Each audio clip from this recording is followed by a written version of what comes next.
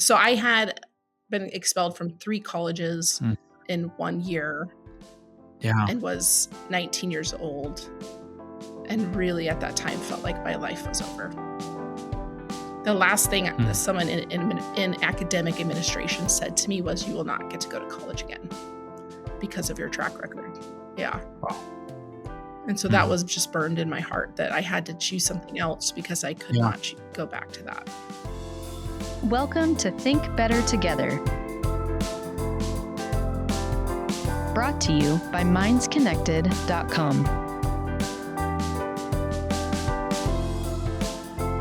Well, Leah, thank you so much for joining me today. You were one of those that was on my list of I want my friends to know my friend, Leah Wilson. So thank you so much for being here today. Thank you for having me. This is so awesome. Happy to be here. It is awesome. Yeah. Well, would you just take a second and introduce yourself to everyone and just tell us what's going on in your life right now? Sure. So my name is Leah Wilson and currently live in Springfield, Missouri with my husband and my 3 wild redheaded daughters. Awesome. Plus 2 dogs. Cannot forget about them. Currently am the director of counseling services at Evangel University, as well as teaching in their graduate counseling program, adjunct. Yeah. And then I also teach adjunct at Townsend Institute in Irvine, California. All of those different groups are so blessed to have you, and I'm so glad. And I think at some point I would love to just pick your brain of all kinds of stuff. So there's a list of questions that I have to ask you about all of your expertise. Today, what we were talking about before we got going was just allowing somebody like you who has so much expertise and experience helping people to share their story and just to talk a little bit about how did you get here. And so I'd love to get to all the cool things that are happening now. But maybe we could just walk back a little bit and maybe you could tell people. I know you mentioned that that you spent a lot of time in Jamaica. So could we just start there and just tell why were you in Jamaica and how long were you there and who's in your family, all that kind of fun stuff? When I was 11 years old, my parents became missionaries to Kingston, Jamaica. We moved there right before I turned 12. I'm the oldest of 3. Wow. I have a brother who's a year younger than me, and then a sister who's 7 years younger. Yeah. My parents were missionaries in Jamaica till I was in my 30s. So that country and that experience has been just a large part of our family and our history still to this day. Yeah. Yeah. Sure. Yeah. Oh, of course. Yeah, that makes total sense. Growing up with your parents there and being the oldest, did you feel like you were more like one of your parents than the other? Or did you see, as a kid, did you think that you had qualities from both? I do think I have qualities from both. I think that I am more like my dad.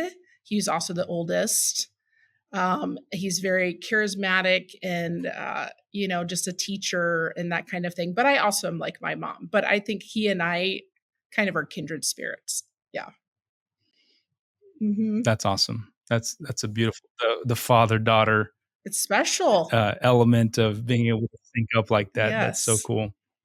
And I know that there's a lot of different elements growing up in another country like that. But what do you remember about being a kid over there? So I remember it was very adventurous all the time. It was never boring growing up in the Caribbean. We grew up in Kingston, so we did not grow up on the beach. So we grew up also around a lot of poverty, a lot of violence.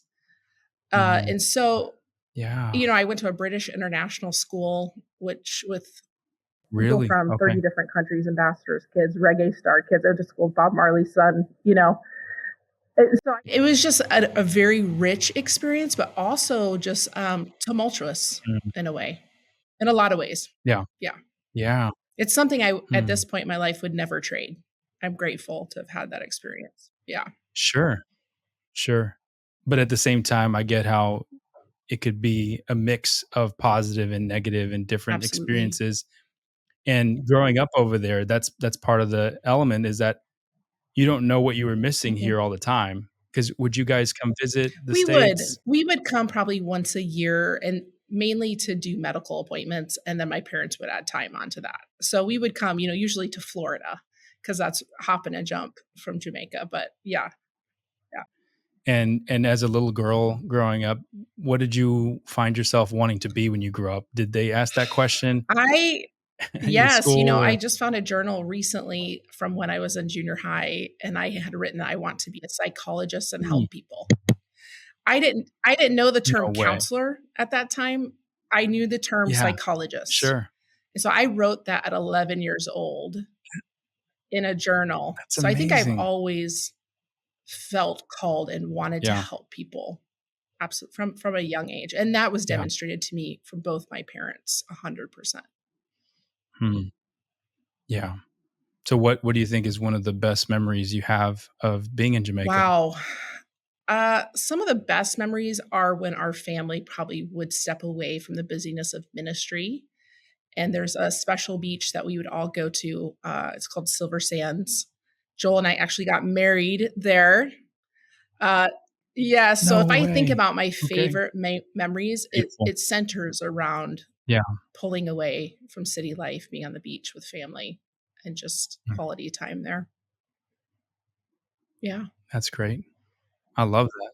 That's and then the significance of getting to get married there. That's so cool.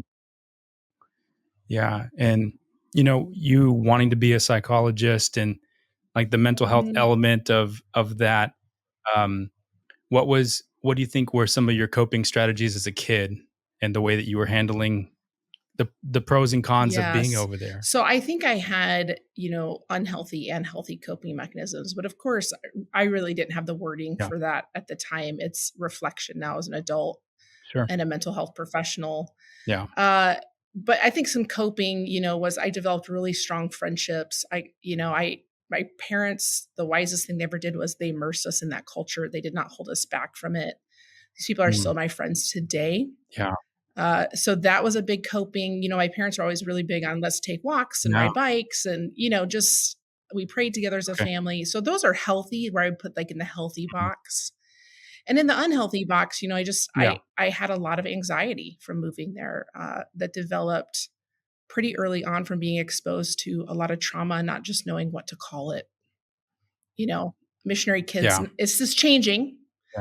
But back when I was a missionary kid, the message Sure. was just put on a smile and just keep going. Put on your MK face, which is a Yeah. smile, and just keep Mhm. going. So Yeah, it was for a sure. mix of both. Yeah. Yeah, and was that something that even at your school was a part of that culture of, like, putting on a Absolutely. smile, or was it different at school and The different at school is a home? very high performance school. And so there definitely was like a Yeah. perfection element of just high performance. We took 10 to 12 classes a semester, um, you know, for the purpose of, being college bound. A lot of my classmates went to Ivy League colleges. So it was just high performance pretty much all the time. Yeah. Mhm. Yeah.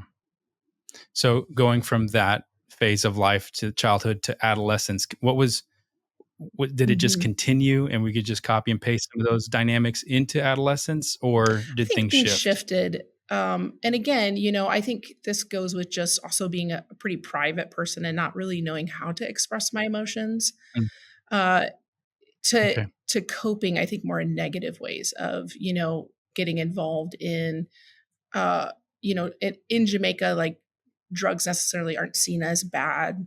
There's no really Yeah. legal age for drinking or anything like that. So pretty much everyone is doing that Mm, past a certain age. And, I found at a certain age yeah. that did help me feel better temporarily, the anxiety that I was feeling. Mm, So things did shift, I would say around 15, 16. yeah. Yeah. Okay. Yeah, that's interesting.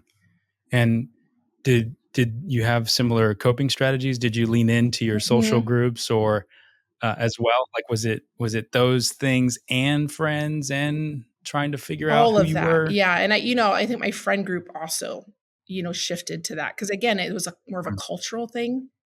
okay. Also in Jamaica, it's Yeah. not considered, wrong or, bad to drink at a young age or all of these Mhm. things. And so, yeah, it was all of that together.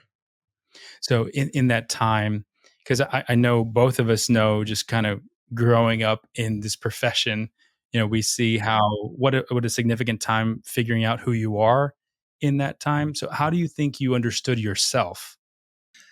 During that time of adolescence, I I think I had a mix of my parents did such a good job instilling confidence in me, and I for me that I've always been a confident person, and I owe that to them.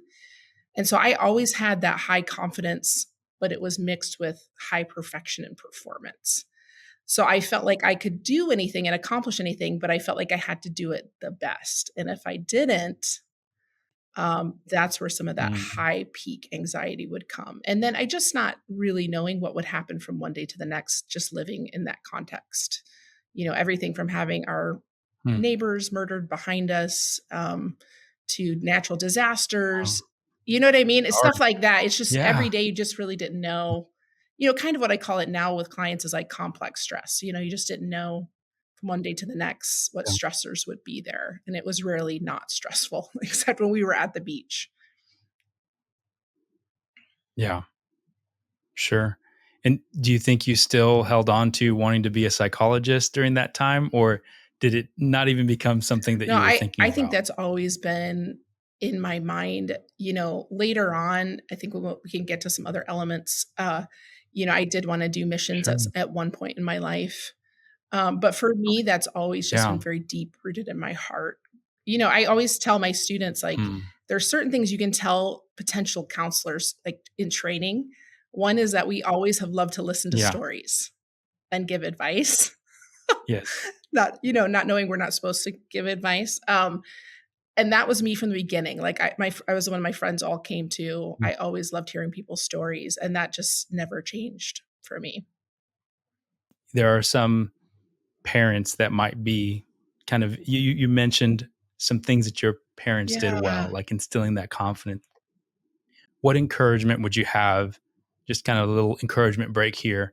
What encouragement would you have for parents that are walking with their teens going through that kind of a I phase? think a couple things, I think being a safe space is very important. And it doesn't mean that Mm, that safe space doesn't have yeah, consequences when needed, but I think creating a culture of yeah, safety between you and your child is probably the most important things that you can do. Knowing that they can come and talk to you and that you're there to help, not condemn. And when I think about the best thing a parent can do for teenagers, it's that. yeah. Oh, that's so good. Yeah. Yeah. Thank you. And I'm in Thank that you for season right saying that. now. So, with a 15-year-old. So I Right? listen to my own advice right now. Yes. Yes. Yeah, and we just have to share it over and over. I'll send you the clip so that you can just I hear yourself encourage say that encourage every myself with day. that. Yeah. So, did you graduate over there in So I Jamaica? came back for my senior year of high school back to Michigan. Mhm. Wow. Yeah, so I Okay. went through. Smooth Oh transition, man, it right? was talk Oh, man. about gut-wrenching. Going from just color and Yeah. diversity and really feeling like I Mm. was kind of Jamaican myself because that's how immersed we became, to middle of Yeah. Michigan Caucasian Christian school for my senior year of high school. Yeah, it Mhm. was intense. And was that your choice, or was that just the way that the Yeah, family the way that, was making our decisions? organization, does things in missions, your missionaries are on the field for 4 Yeah. years, and then they come back for a year to Okay. itinerate, and that year fell Mm. on my senior year of high school. Yeah. I see. Okay. So if you would have had the option to stay and finish over there in Jamaica, would you It was have? kind of one of those mixed things of I would have loved to finish out with my Okay. friends, but I also knew to get Mm. into a college in the States, and again, at this point, high performing performance mentality, that I needed Yes. to take the Okay. SATs and Yeah. ACTs, and in my mind, I could recognize Mm. that it was wise to do Yeah. that, but there was a lot of grief Wow. attached. Sure. Yeah, makes sense. So help us understand that going from graduating over here to college, what was that transition like for So you? my senior year of high school, like I said, going into all Caucasian, I think it was a Baptist school, if I'm not mistaken. Had ended up having a great year. Ended up being the homecoming queen. All of that. Just had a great year, and then again, still in that high performance mentality, but still doing all that stuff on the side with my friends that we had talked about. Uh, and I, ended up going to college in Florida, Southeastern College in Lakeland, Florida. Right after I just turned 18, my parents dropped me off and left for Jamaica within 2 days. So that, that was Yeah. the next Okay. phase. Yeah, let's just Sure. park there for a second. Like what did that feel like to be dropped off there, and was it freedom or was it okay, I'm on my own It now? was a sense of both, and I think that's so much how humans, how we are, is like we can contain both. And I remember feeling freedom, but I also remember feeling dread. That's a place I'd never been. I chose Florida because it was potentially closer to Jamaica, than a northern school. But I definitely remember feeling a sense of dread of just not knowing what was going to happen. I like that you mentioned that Hmm. mix of feeling both of those things, and that's what I was curious of. The 2 days later, your parents are gone, and Yeah. there you are. Um, I think that there has to be space for that for a lot of Yes. people. Um, but still, I think not knowing what to do with that. So what happened after that? What was that first year of college So like for you? basically, I lost my mind. All the things that I had played around with, Spoiler alert. spoiler alert, Yeah, you just um, let it. all the things I had Yeah. played around with in Wow. Jamaica to cope became addictive that first semester of college. I did not have any reins. All of a sudden, now I can look back and say had a lot of unresolved trauma that I was trying to cope with. I did not have the Mm, words for that yeah. then. And that's what I find a lot with Okay. college students. Did you have different words? Angry. Did you explain it in Yep. different? I Okay. felt the You knew you emotion were I knew angry? I had was that I was angry. Uh, and Hmm. I did not know, I'd never heard the word trauma like we hear it now, right? We weren't talking about that Yeah. uh, back Mm. then. And so I knew I was angry and I just wanted to numb it. And so, Did you think you were an angry person? no, I knew that I felt like I Mm, was angry because I felt like there was just so much unresolved from my missionary kid experience that I felt angry yeah. over. Now I know that I was Okay. traumatized and had never resolved it. Were you hoping that that anger would get resolved in some way, like in external ways or factors? Like, did you want your parents to do something or leadership to do something? Or like, was it anger and I want this to happen, or just anger and I don't It know was what I want? anger, just anger. I never wanted my parents to feel like they had to pay any kind of price or leadership. Um, Mm, it was yeah. just I felt angry and I didn't just from that Yeah. elements of that experience I didn't know how to process. I just, yeah. I was just going to say I lasted at Southeastern for a semester before I got expelled and then went on to Evangel University that spring. Hmm. Okay.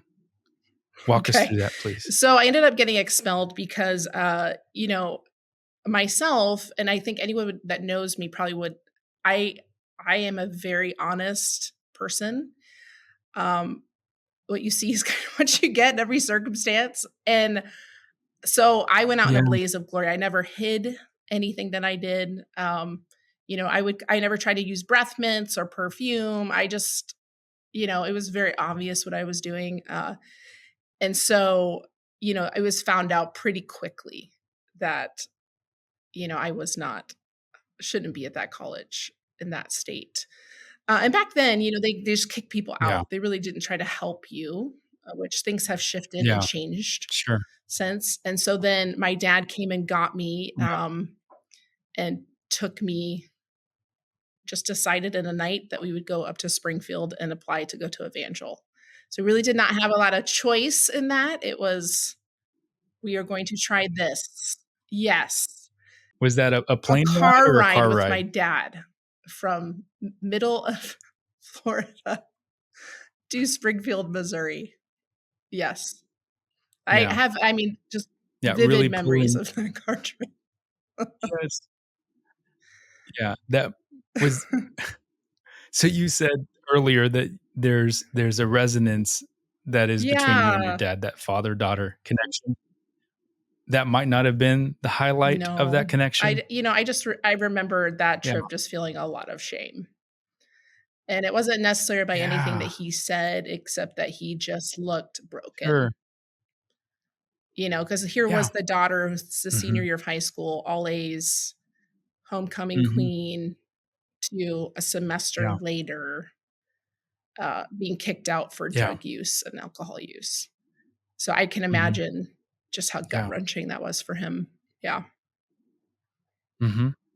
Yeah, and like, the older our kids get, the more we can put ourselves in our parents' shoes as we reflect on our story. Like, we can think one way about our parents in the moment, but in our phase of life of raising kids, it's like, "Oh my," bless his heart. I mean, I'm Southern. It's like, So much bless his heart empathy. having to do that, but Yes. also but you with the Yes. shame too.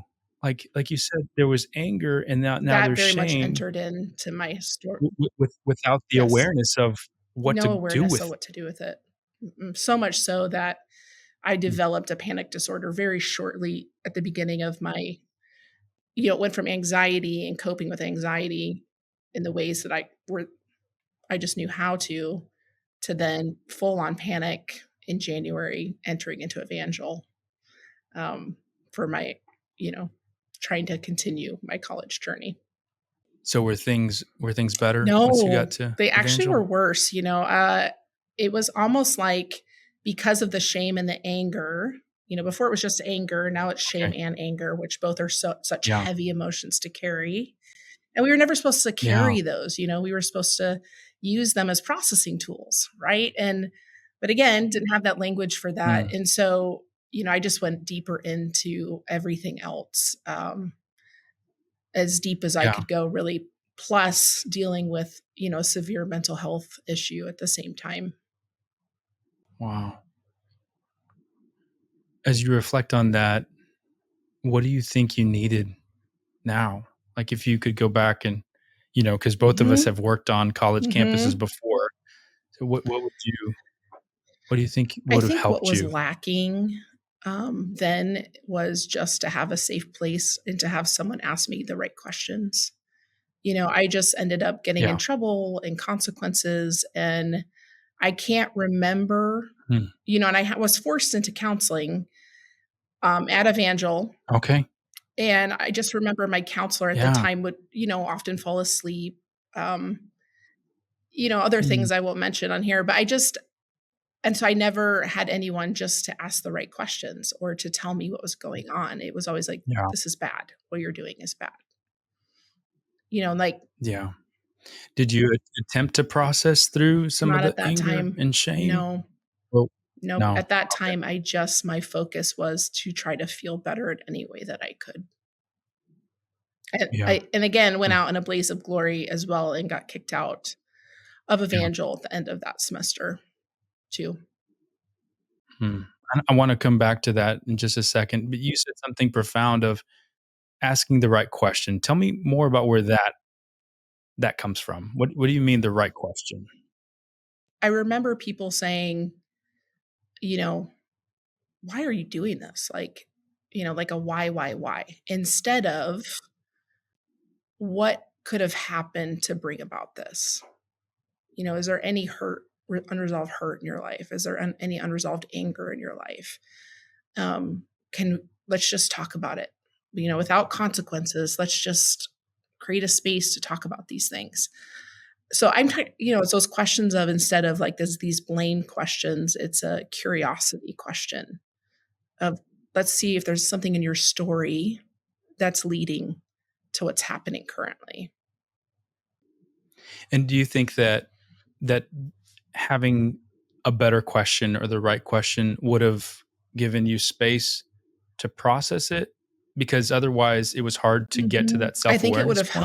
helped a lot if I would have had someone asking the right questions, but then also in a safe way where there wasn't going to be consequences attached to it.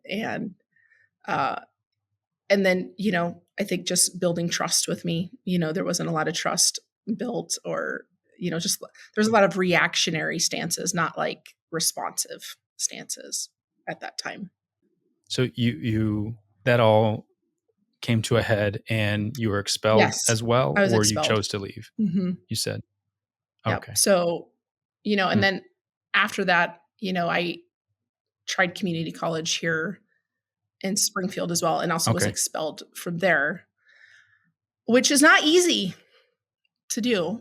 So I had been expelled from 3 colleges Mm, in 1 year yeah. and was 19 years old, and really at that time felt like my life was over. The last thing that Mm, someone in academic administration said to me was, "You will not get to go to college again because of your track record." Yeah. wow. And so that Mm, was just burned in my heart that I had to choose something else because I could yeah. not go back to that.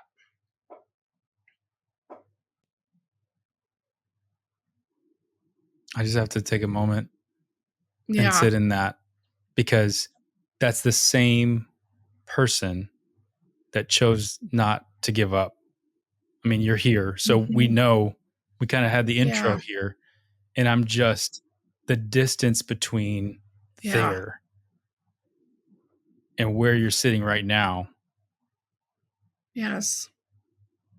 what what led you to keep going after someone telling you that? So, after that, I honestly, I just felt like all my dreams kind of were just crushed. And again, it was in this lifestyle at the time, right? So I started working at Subway and, just hanging out with, the same kind of crowd of people.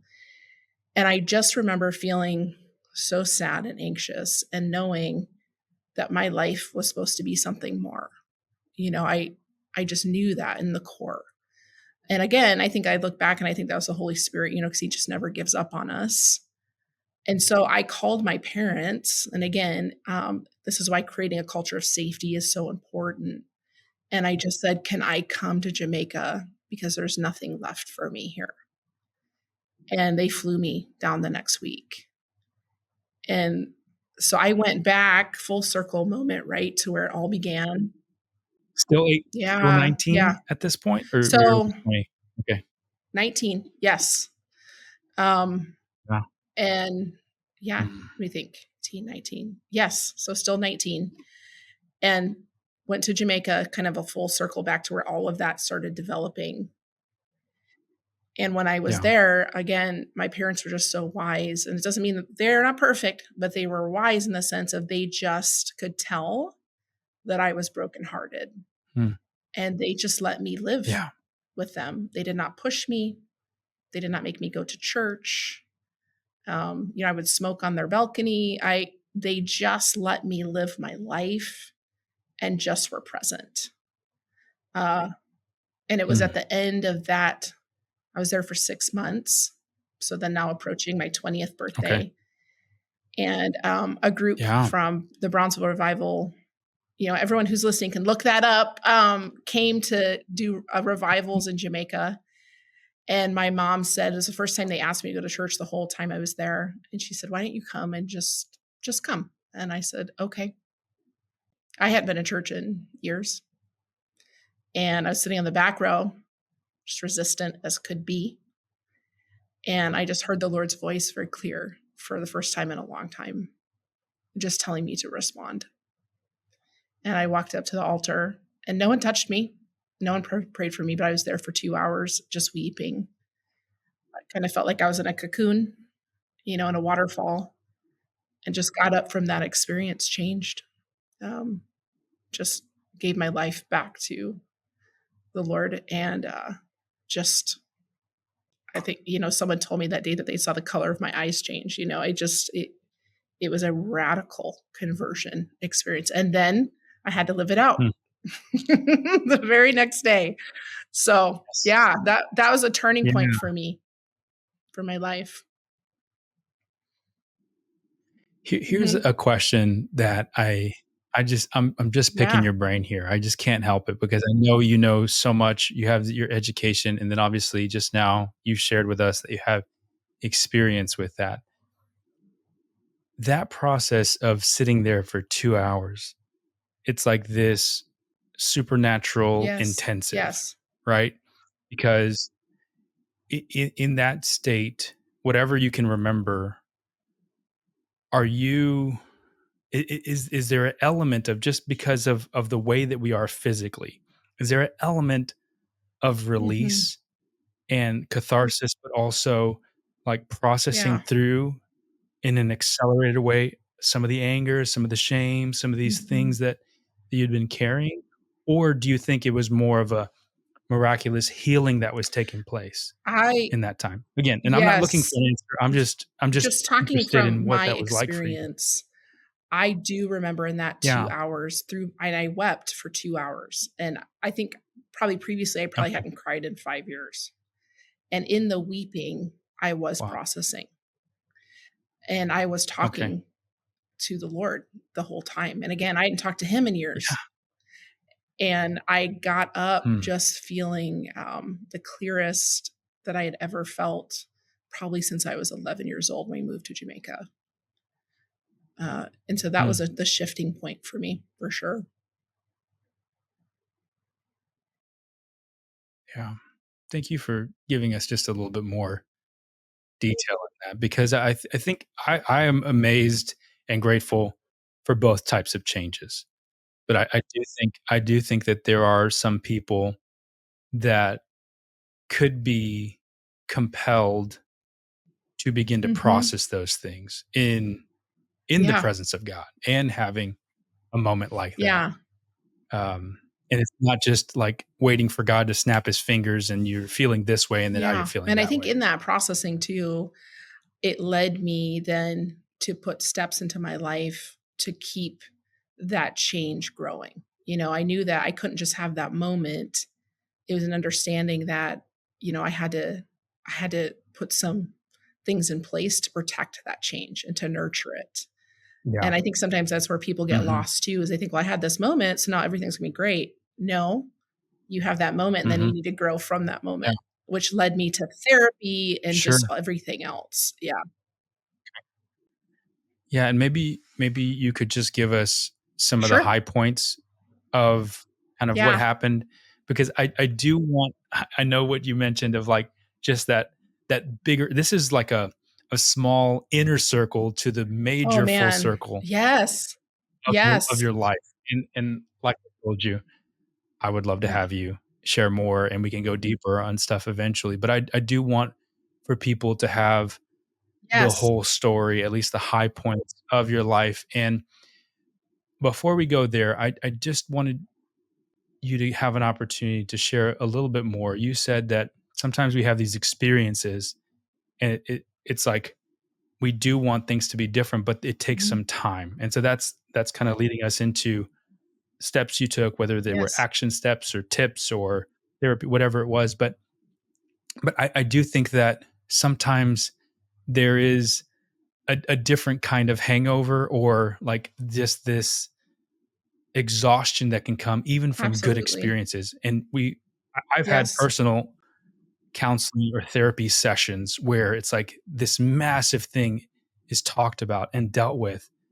And then the next Yeah. day or even a few hours later, you just feel like completely depleted and like, I think that that's what I wanted Mhm. you to just take a moment here and encourage somebody that is Oh, yeah. in that process of making those turning points between the experiential to the action Yeah. steps. I think number 1, I think it's so important just to have so much grace for yourself in that process. and grace to understand that your brain and your heart are readjusting from what they knew to now what they're knowing.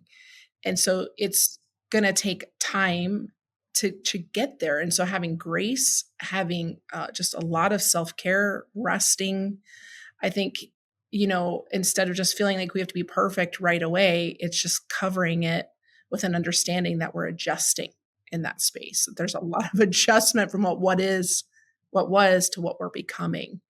And now I know that, which I counsel my clients, myself, that if something big happens on the other side of it, you've got to care for yourself, because your system is kind of in shock.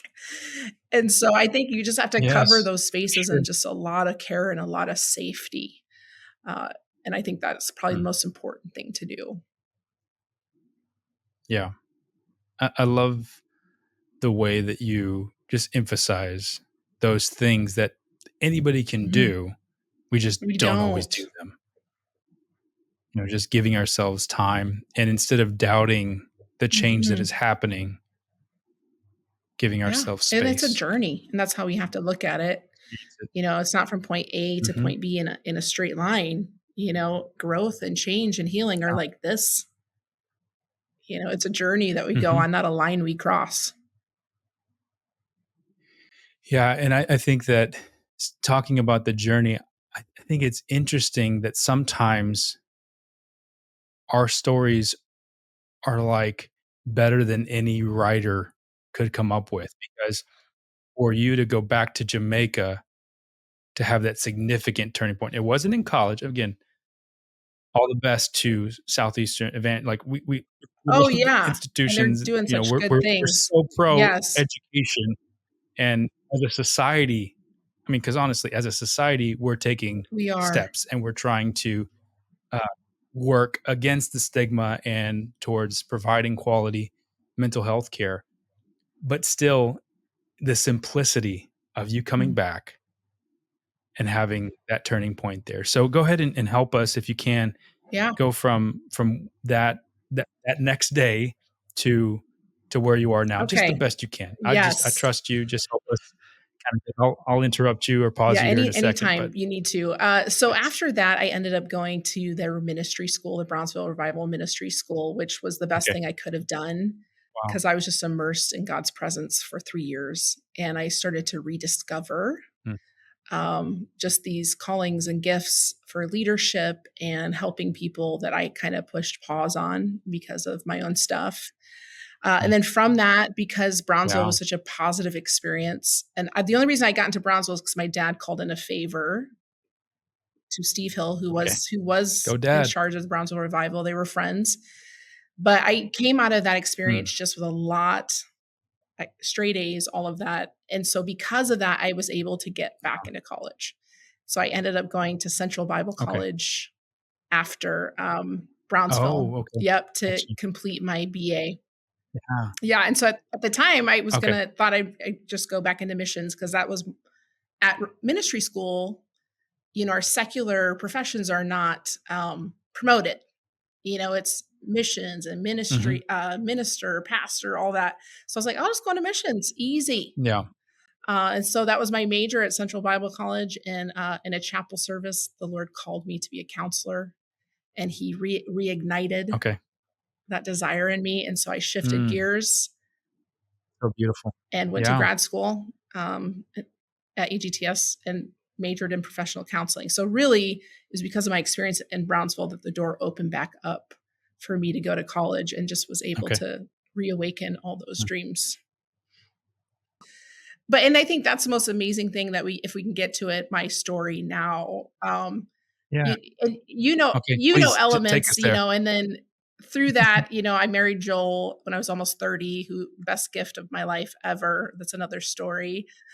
And Yeah. then Love him. went to Yeah. Southwestern University Mm, in Waxahachie, Texas, which was my first counseling experience ever. Worked there with you, worked there for yeah. 8 years. And when Mhm. I look back on that experience, I really, there's so much we could say about that experience, but I Oh, really for sure. think that that's where I learned how to be a counselor. Like it was a Mm, safe place to yeah.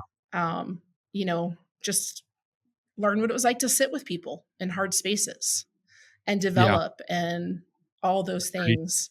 Uh, and then through that, my husband got offered a job in Springfield, Missouri. And then we ended up shifting back here again, another full circle moment, back to Springfield. Yes. And really, the Lord asked me at that time just to pause everything and take a 3-month sabbatical. Mm.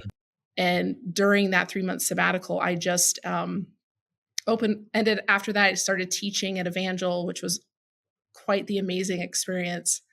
And then I opened my own private practice.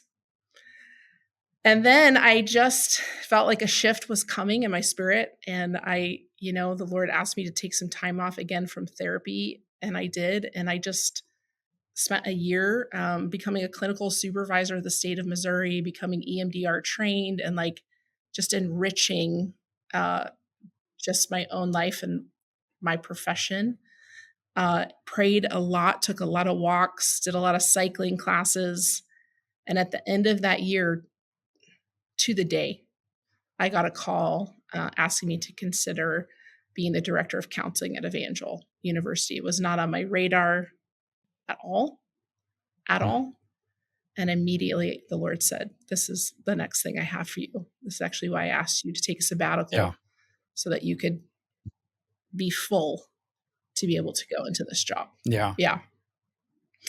And again, kind of that amazing. Full circle is like, I went back on campus for that job, and I probably wept for 2 weeks. Couldn't stop crying. Just like God had brought me back to the darkest season of my life. From the darkest season of my life was easily, I can point to that semester I was at Evangel to be in this role now. Yeah. And that was a year and a half ago.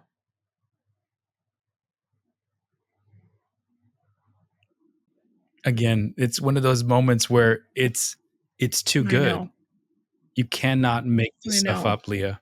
Like, I know you're a truthful person, but it's just the beauty of walking the journey and seeing, like I said, the Jamaica moment. That's one circle, but then there's this other plot going on as well. Again, back when we were working in Texas, it wasn't something that we even knew you needed, that you needed that, that release of experiencing. I don't know what you would call it. I know some people would name it or describe it as redemption or something. How would you describe what was happening when you were feeling that emotion? It was a couple things. I think, when I got to that point, and I think this is why doing our own work is so important. Because when I got to the point of them offering me that job, there was nothing holding me back from saying yes. Because I had done the therapy, because I had taken the breaks that I needed, because I had done the education that I needed, because my marriage was strong, all these elements I'd been working really diligently for a decade on. When they asked me, I knew I was ready. I knew it. And it was because of all the work, and it was because of the Lord's work in my life. And it was this sense of being fully restored, but not from that job offer. I had been fully restored before, but it was just like this moment really of destiny, and a moment where God just said, come on, I have this for you. And it's restoration as well as just like this feeling of no regret in my life and just being ready completely for this. And that's the first time I think I've ever felt that, where I didn't feel like, ooh, I still have to do this, or ooh, I still have to work through this. It was, I can do this 100%. And just thinking about that picture of the anger and the shame that you were carrying before, and that, what you just like not having regrets, not having any of that. What do you think is the opposite of what you were? How would you describe the opposite of shame? Or here's shame. What's in this other direction? This other I think area? It's a couple words come to mind, but I think it's maybe just two words of one word is just peace. I think a lot of times we think Mm, peace is the opposite of anxiety. I think it is also the opposite of yeah. shame. And I think the other Mhm. thing, the other word is just like this empowerment would be another word. Just feeling That's what it looks like empowered. on your face. Yeah, And again, it's like I always like you're had ready. elements of that, right? But this was the first time fully that I Mhm. did not have a question. It was, I've Mm. empowered you and I've made you ready for this. So just go for it. And that's what I think is so good about you living out that empowered message is that you acknowledge that your relationship with God Yeah. is strong, and that's a Yes. significant element, and the work Yes. that A you whole did. lot of work. And, you are one of the few that I know that is in mental health as a profession, but has also advocated for people getting Yes. mental health care that are mental health Yes. professionals. Yes. Tell me a little bit about that. Like, Oh my what goodness. makes you so open I to that? again, I think that there's just no shame there. You know what I mean? And I think that's what holds us back a lot of times is just the shame Mm, of we should be better, we should know better. Uh, and I think when you fully yeah, get rid of shame in your life, like that duplicates to those around you. And I think that people when they sense that and they know that that's just how I live my life. And so I think I have no shame in talking about my own mental health care. And I want that to be duplicated and I want that to catch on. And that's probably my yeah, biggest message in any sure. class that I teach. Does not matter. I just wrapped up an ethics class 2 days ago. And my biggest message, besides the ACA Code of Ethics, was you have to learn how to care for yourself and you have to advocate for yourself Yeah, as a mm, mental health professional. Because if we don't, we'll burn out and we'll burn out yeah, fast. And I think I've come to that breaking point a few times in my career. And it was completely taken care of by taking the time I needed to care for my own mental health. So I'm going to shine that light yeah. bright. That's such an important message. Yeah, it's beautiful. It's beautiful. It's such a gift. I remember that no one ever said that I couldn't be in the mental health field and Right. get therapy, but that was kind of the Oh, message that I yeah. got. Maybe it was between the lines, maybe it was my own insecurity or whatever it was, but I just felt like the day that I decided to be a mental health professional was the day that I had to say, I'll never be able to benefit from the Yes. beauty of this. Yes. Like, I remember having these transformative sessions with people and I thinking, want "Man, I that. wish I could be on the other Yes. side of this." Almost with this, little Yes. jealousy of, like, "I wish I could meet with Yeah. me," because I've tried doing it in here and it It's doesn't so do the same true. thing. And it because I didn't know that I could, I didn't have Yeah. permission, and, I ended up giving myself It's a permission, but journey. because I've gone to Yeah. counseling now for many, many years, but, back when we first met, I didn't know I Same when could. I was in that. I didn't know it was something that Yep. I could do. I think I was just so busy trying to learn how to help people, Yes. but that was one of the things that I am just so grateful in seeing you not just communicate that message to your students, but living that out. I think it's not only changing their lives Mhm. to hear that message, but it's changing the lives of everyone that they're Yes. gonna help Yeah. because you know how I mean, we're dealing with people at some of the worst Mhm. points of their lives, and it is an honor and it's a gift. Right. I'm not complaining.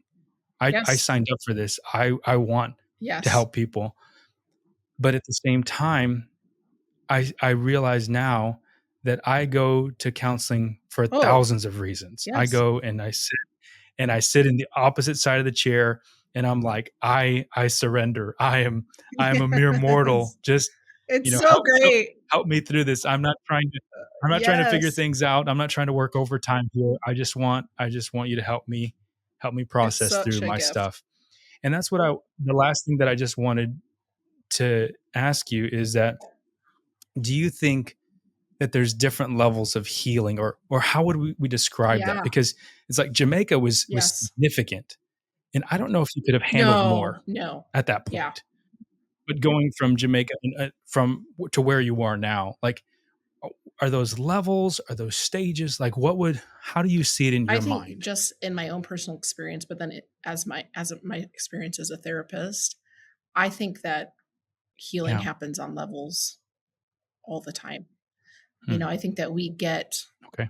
you know, glory to glory or whatever. I always see it as like a spiral staircase in my own mind, of that we kind of do this work Yeah. and then we need a break and then we need to live out that work and grow from Mhm. that work, and then kind of that next Yeah. season of work. But I think Mhm. circumstances, people, like events in our lives being triggered, all those things I think are change agents if we let them be, to the Yeah. next season of work.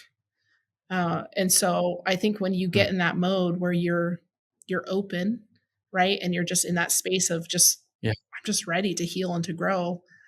I don't think there's Yeah. anything that can't happen with our mental health. We're in that open Mhm. space, in that ready space. Yeah. Yeah. Thank you for saying that. And my last question is just, if someone's Mhm. listening and they're on the fence, they've experienced trauma as well, and they're on the fence about Yeah. getting help, specifically therapy, what would you say to them? I think that I would obviously, like, I'm a fan, right, of mental health work. I think one thing I would say is it's the best investment you can make in your life is therapy. And it is an investment. And I think half the battle is just showing up. Half the battle is just walking through that door Mm. and showing up. You have overcome half the battle by doing that. And I think it's also okay Yeah. to find a therapist that you can Mm. connect with. You won't connect with every therapist, but I think I always say this is, Yeah. give it like Mm. 3 sessions, right? And then, but don't make the decision after your first Yeah. session.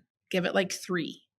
A good 3 sessions is the Yeah. same for spin Sure. class, like, right? Go show up 3 times, get through the pain, and Yeah. then see the work start to happen. Yeah.